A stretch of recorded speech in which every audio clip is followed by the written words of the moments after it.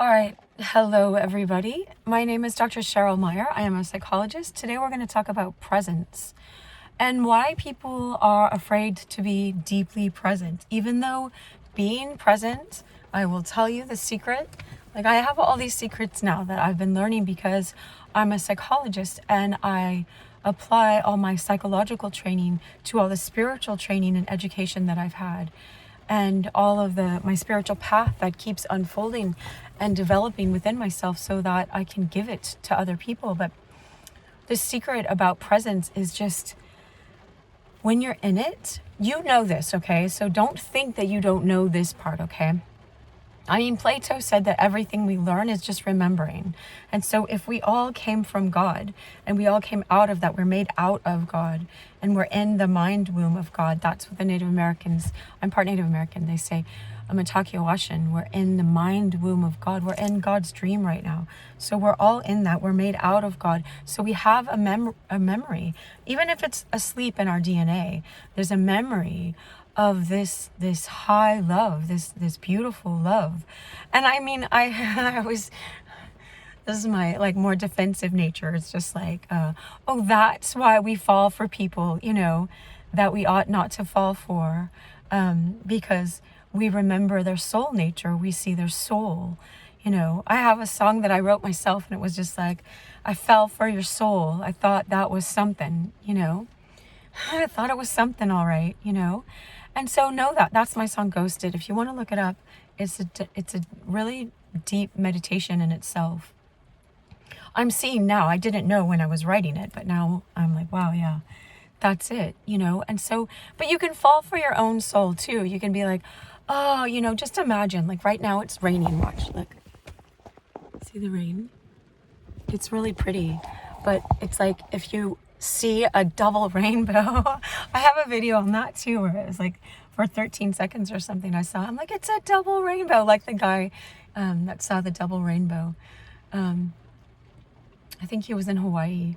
I follow him, but anyway, you just have this natural response in the moment of awe, of beauty, of light, of promises, of all the broken promises that you've had. And then if the rainbow represents the promise that, things are never going to be destroyed like that again. If you understand what I'm talking about, if you grew up, meditating, being present with holy scripture in the Old Testament or the New or whatever. And don't worry, I always welcome all people. So all we're talking about right now is learning how to be present. Okay.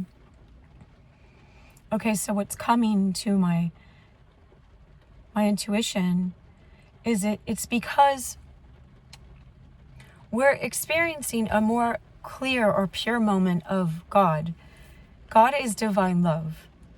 And even if you think of it like that's our source. And so when you're at the top of a mountain, after you did all this hiking and stuff like that, and you are experiencing this beautiful moment of awe, of reverence, of beauty, of presence, of quiet, of like no one needs to say anything else ever.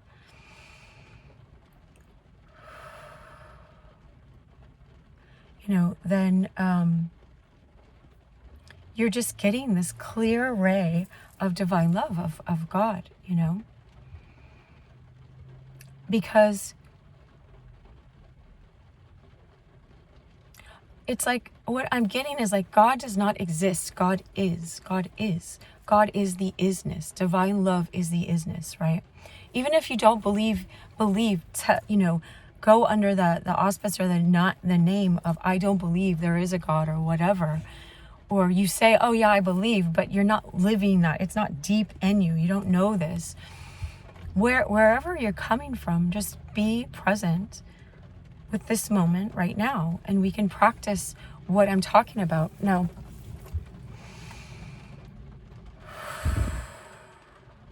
you get to know yourself as isness, as who you are beyond your skin color, beyond my skin color, beyond your name, beyond your age, beyond any of that. But look what happens, okay? Observe, be the observer, of your thoughts. Know that you are not your thoughts, Observe for a moment. Because I asked myself this morning, doing a meditation where I purposely set aside time to just be quiet in presence. And I still find myself running from it. Just like, okay, understand, our society is taught, is built up to be like consume, always give me what I want, when I want, right now. Scrolling on my phone, scroll. You know what I mean? It's just like taking pictures of everything so I can remember that moment instead of being present in that moment, you know? I don't like the way I look, so I'm going to put makeup on it and like cover it up. I'm going to put a filter on it. I'm going to do whatever. I'm not saying any of these things are bad in themselves, right? But just look at how, so if you're holding the plank position, you know, if you're doing a push-up and you're holding it, you know, what did he say? Hold yourself 1 inch from the ground. I'm like, oh, okay. My nose is like right there and I want to balance on my, it's so funny because when I'm doing a pose like that, you know, and think about for yourself, right? Because I only bring up these examples for you, is how all of a sudden you're like, oh, I didn't finish that email. Oh, I didn't finish that call. Oh, I need to go clean the downstairs. I need to go clean this house, clean that. Do anything else except for hold this difficult pose. We're used to, like, it's cold outside. We're used to, like, let me get a jacket. Let me put it on, you know. It's raining on me. Let me put my umbrella up. Now, obviously, there's nothing wrong with an umbrella, right? But we're so used to running from pain that we kind of habituate ourselves to run from pain. We're programmed to do that, okay? And so, you know, obviously, if someone's hitting us, we wish we were freaking Bruce Lee and we could do the move so we could go back and they would fall on their face and all that stuff, right? Now, sometimes we're in circumstances where, you know, oh, I'm out and I don't have my car and I didn't bring my jacket and it started raining or whatever, you know? And so it's just like, we get to just suffer through that until the next time. And when I'm doing a workout, I know that it's like, oh, yes, I noticed that inclination in me that's pressing. It's so important that I go do this email right now. I'll forget it. And it's like, oh, wait, I'm in the plank pose again. I'm holding a push-up. Of course, that's coming up. You know what I mean? So start to notice how quickly you avoid pain, because if the people that trained for the Olympics avoided pain, they wouldn't be in the Olympics. There's no one I can say, you know, I can say confidently, there's no one that got to the Olympics or that won a gold medal that didn't endure lots of pain in their training. Either the pain of like, all my friends are going out to pizza right now and I am doing synchronized swimming, or I am doing, you know, gymnastics or whatever, skiing or whatever else it is. I do like 5 hours of this. Or I knew some kid that would play Rachmaninoff, you know, when he's like 6 years old or 7 and 8, and like his parents would make him practice an hour a day.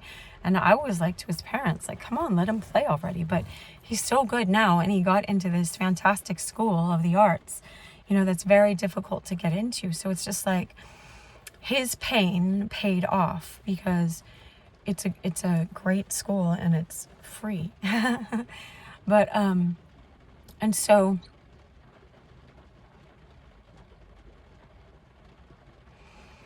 notice how, you know, like when there's a pause in a video like just happened, you know, people are like, oh, I'm going to turn off and go to something else, something that's more blah, blah, blah, blah, blah, you know.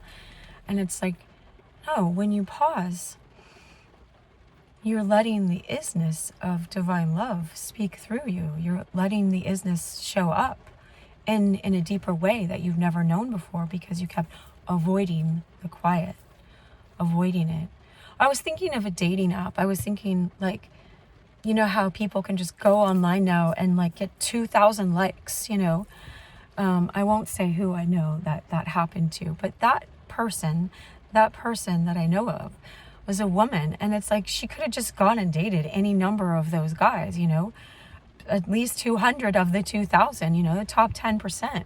But it's just like, just seeing that, no, these people are not a match, you know, is like just just because you don't want to be lonely, you know, you don't fill it up with something that's so much less than you. Not anything was wrong per se. They're all souls, these men, you know. But not that anything's wrong with them. They're just not of the caliber that she ought to be dating.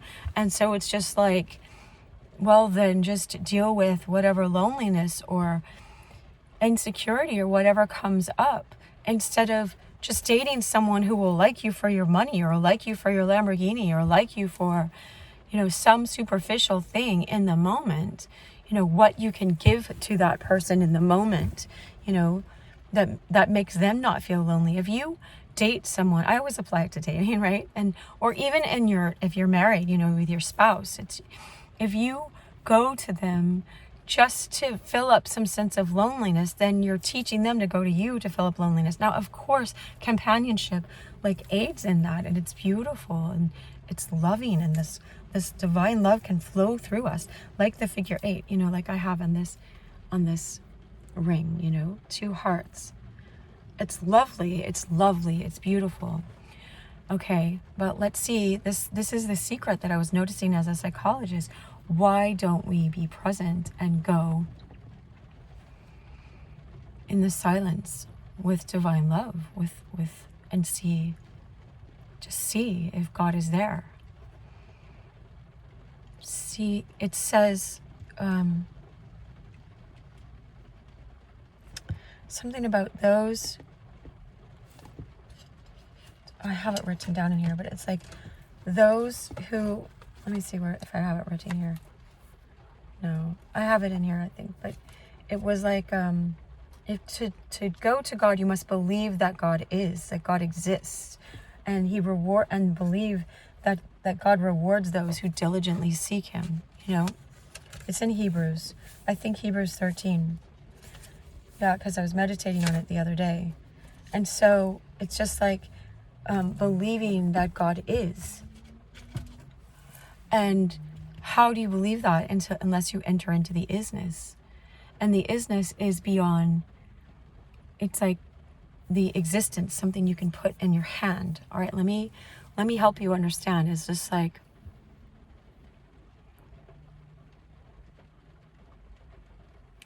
if we're really present, right? And if we were like used to being hit as a child, or being rejected, or being hurt, or being misunderstood, or not heard, or not cared for, or neglected, or you have this childlike confidence, and you come to your parents and you get stonewalled, you know, you get, I'm too busy, I got to take care of just life, you know, dude, girl, get out of here, you know. Another time, you get put off, you know. And so what you do is you internalize that. We internalize that, and we start making a negative prediction about an unknown future. And so here's my journal, right? And here's a blank page. And instead of seeing a blank page like a child's like, oh, I wonder what's going to happen today, is going to fill in with all of these cool things, or making positive predictions. You make negative predictions. You put, you know, negative lightning bolts about an unknown future, and you you block yourself off from having really good experiences, because you're not actually giving yourself this blank page of what could happen, you know. And so divine love, God is a mystery, you don't know, you know. It's like for C.S. Lewis, Aslan was, you know, I remembered this morning, Mr. Beaver was saying, you know, I didn't tell you he was a tame lion, but he's good. He's wild. He's a lion. He's king of the forest, right? Now, if you're on any of my other social media, go over to YouTube and subscribe there, because the rest of this is going to be there. I don't know how much longer this one's going to go, but it cuts off on my other social media. So I welcome you there, and welcome you wherever you're watching this. But okay, so look, what we're afraid of and what we can build courage and confidence in is just being present and seeing what happens. But you're risking being rejected. And a lot of us, who wants to do that? Okay, it's just like, If someone said, here, eat a plate of mud, I'm not going to be like, yeah, I can't wait, and so we avoid that. We don't know we're doing our habit of avoiding whatever is unpleasant and running to whatever will give us pleasure in the moment. Okay, but to the degree that you are ruled by your appetites, is the degree that you'll step on yourself and other people to feed those appetites. All right. So it's important to understand that your appetites are not meant to rule your world. You are a soul in a body. You are meant to rule your world, not your appetites, not your senses, not what I'm seeing.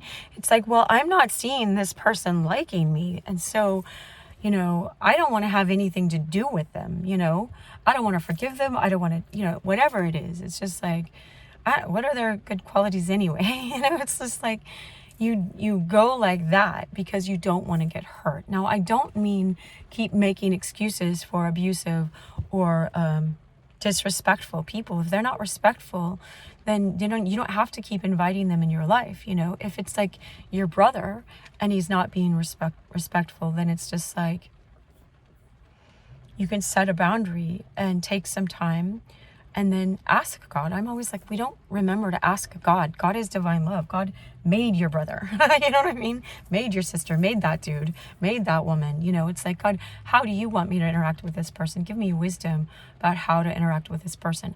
This morning I was asking, like, God, help me be present with you. Help me face whatever fear I have of rejection that's left over from childhood. This isn't about God. Like, why do I want to cut God out, erase God from my life just because other people were, jerks? I was going to say something else that began with an A, and just because they were jerks, but just in case there's kids here, I want to cut God out and just imagine that God doesn't exist because I don't want to deal with the idea that God is beyond he or she, that divine love would reject me. What if divine love is the one that left me with my parents? So if we go just on this logic, our mind's logic, which is small, like a bottle cap, it's little, it's just your mind. It's just like a violin or a, ukulele. You can use it and play great songs,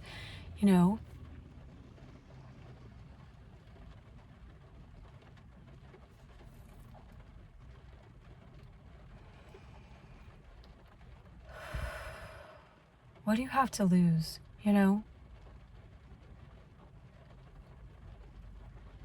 If you're of a faith practice that believes in past lives, it's like, how many lives do you have to go through to come back here and not risk everything for divine love? Not just, because there's a verse in Colossians 3:3. So I remember the 3:3, like Jesus died at 33, It says, for you have died, and your life is hidden with Christ in God. So I put my name in that. You can put your name in that. You have died, Cheryl. Your life is hidden with Christ in God. Your life is a mystery. Your real life is a mystery. You came from heaven. You're a citizen of heaven. What is this here? Why are you so pulled in by your senses? Why, like, my feet are freezing right now, and I'm noticing the body is freezing. Am I going to stop this video and stop the flow of whatever's coming through me to take care of my feet? Well, if I'm always used to pampering myself and just taking care of my immediate discomfort, then yeah, I would. And we would miss out on this flow. And I don't know if I would remember where I was for you guys. You see what I'm saying? And it's just like, there's another verse that says, that God does not tempt you beyond which you can bear, and he will always provide a way out. I have an idea that that's in James. If you want to write down where these scriptures are, you can. The Hebrews one is chapter 13 of Hebrews. And so I was just contemplating that. I was thinking, it doesn't matter how afraid of presence I am. Like, it's not going to be too much for me. I can trust God enough to know that God wrote that through the Holy Spirit in the scripture. He's not lying. But I'm only going to know that by going, all right, what do I have to lose? Just this life that divine love gave to me. You know what I mean? And just, you know, what am I going to experience more loneliness than I've ever already experienced? Like, no, you experience more loneliness when you keep trying to run to fill your life up with illusions, you know, with fake boyfriends or fake girlfriends or temporary ones, or just running to one Lamborghini after another, you know. Because you see that, oh, that left me more empty, more thirsty. It's like this, right? And I was going to do a different video about this, but I'll do a preview here. I'll show you the picture. It's like this bucket. These are our appetites or our vices that we keep going to. We keep going to try to fill up our emptiness. And if God is like divine love being poured in here, you know, it's like if that was pink and shimmering like my fingernails, you know, it's like then we're never getting full. And these things actually make us more and more thirsty, you know. That's enough. That's enough for us to contemplate. I just encourage you. I have a lot of 5 minutes videos there's just this coming to me right now. Also, my video on 12 ways to heal from trauma. You understand, it doesn't have to be trauma like this external huge thing happened.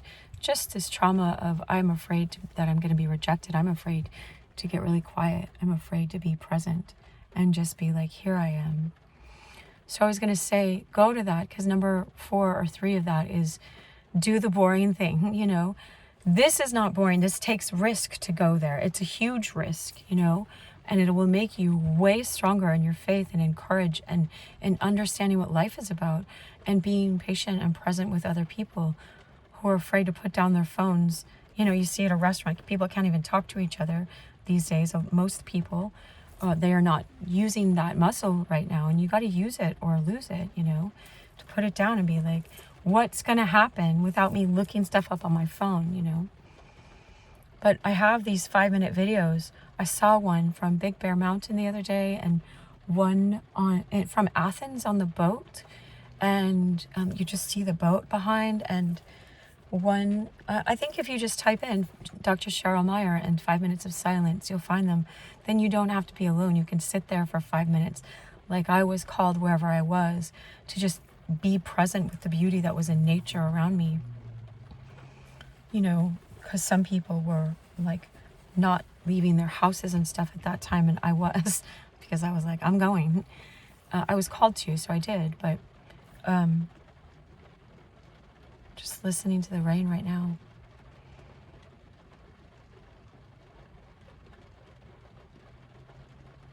All right, I wish you love. I appreciate your presence here.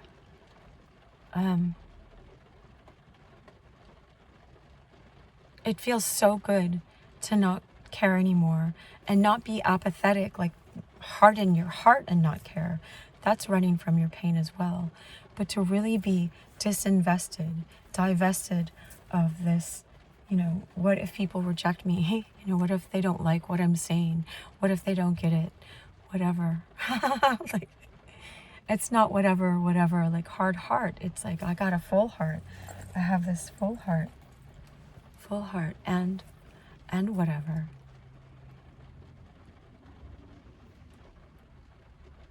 That's what presence will give you, because be still and know that I am God. I am love. I am divine love, and I've been waiting for you. All right. Much love.